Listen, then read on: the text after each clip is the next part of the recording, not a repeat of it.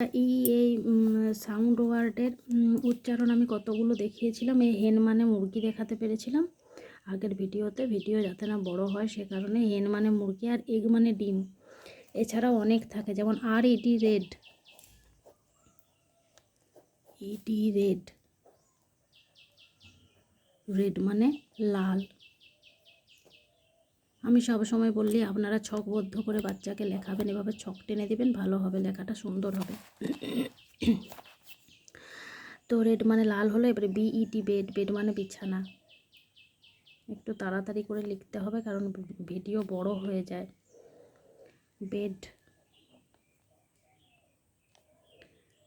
Bed মানে বিছানা।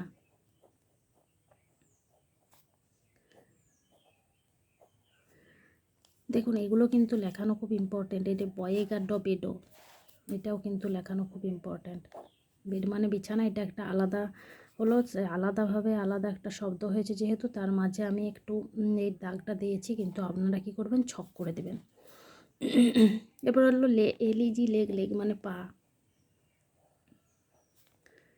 Leg মানে পা।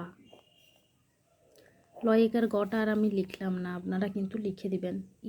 আর ইয়ার, ইয়ার মানে কান, ইয়ার, ইয়ার মানে কান।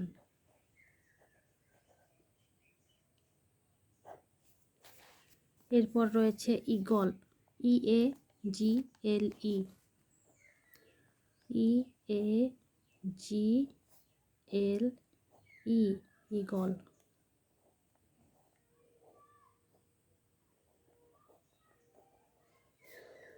ভিডিও বড় হয়ে যাবে বলে আমি একটা ভিডিওর মধ্যে এত কিছু শব্দ দিতে পারছি না, তো কিন্তু অনেক সহজ সহজ শব্দ আছে, যেমন NEB নেব।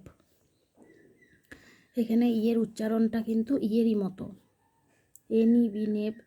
নেব মানে আমরা সবাই জানি চঞ্চু বা ঠোঁট, ইয় চয়ে হর্ষ উকার আর কি, চঞ্চু বা ঠোঁট। তো এরপর রয়েছে SET সেট, সেট মানে স্থাপন করা।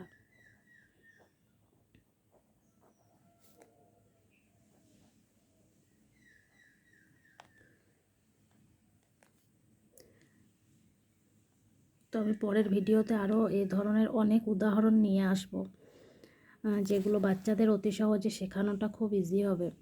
যাই হোক, ভিডিওটি এই পর্যন্ত। যদি ভালো লাগে অবশ্যই একটা লাইক করবেন।